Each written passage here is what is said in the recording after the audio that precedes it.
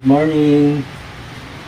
So, right now, nagluluto ako ng hikong mi.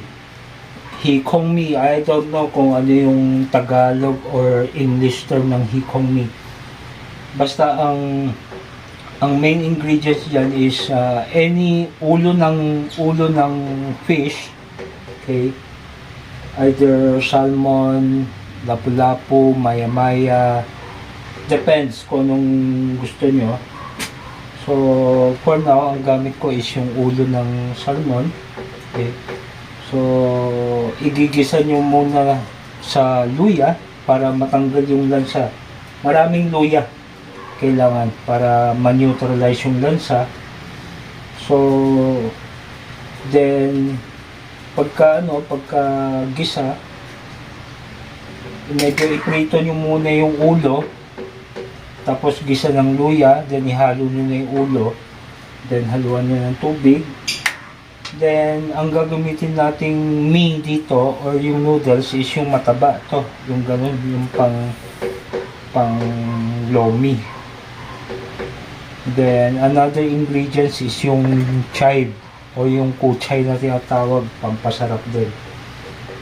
Then, haluan nyo ng konting sesame oil.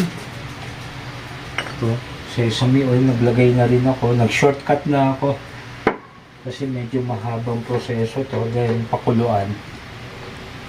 Pagkakulo nito, haluan ng binating itlog, parang maki style ihahalo nyo.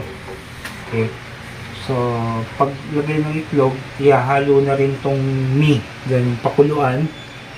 Then pag kumulo na, ilalagay natin, susunod natin yung chive o yung kuchay. Okay? So, yun lang. Hintayin lang natin kumulo. Takpan. Okay? Takpan, then hintayin lang kumulo, then ihahalo na egg. Okay? So, taste muna natin kung tama na ba yung timpla. Okay? So, for now, kulang ng alat. Dagdagan natin ng fish sauce. Okay. 2 tablespoon or kung ano yung prefer nyo. Yung tama lang kasi I think yung lomi na nabili ko medyo maalat na. So, dapat tansyahan nyo lang. Okay. Then, for now, kumulo na siya. Haluin na natin ihahalo na natin yung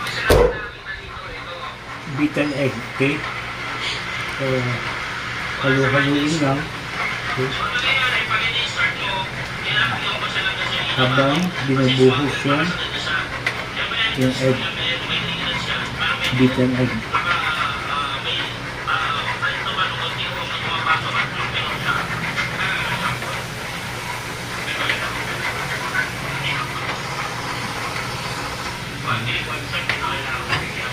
Then, susunod natin yung noodles.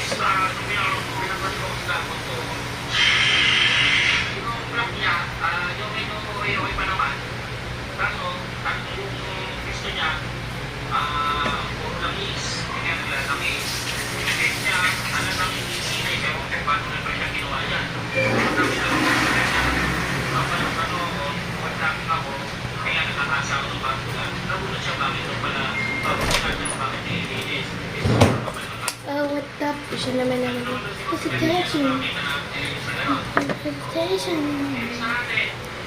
So, make sure nakasubmerge yung mga noodles para madaling maluto.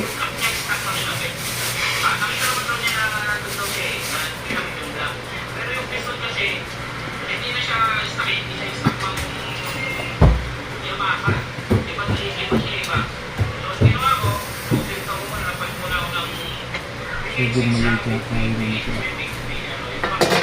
Maliit yung kawali ko. So, yun. Hayaan lang natin kumulo. Then, next na ihahalo natin is yung chop na kuchay o yung kuchay na tinatawag. Okay? Tuloy ulit. Halo na siya, ihalo na natin yung kuchay. Ito yung magpapasarap dyan.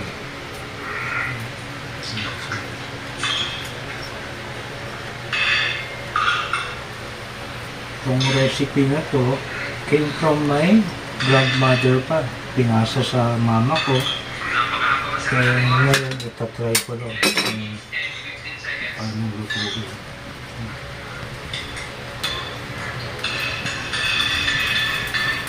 So, haluin na lang para maluto yung kuchay. Para mahalo yung kumalat yung lasa ng kuchay sa noodle nito.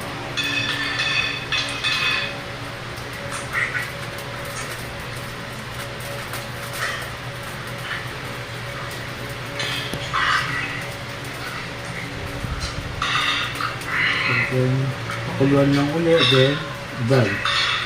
Ito na to.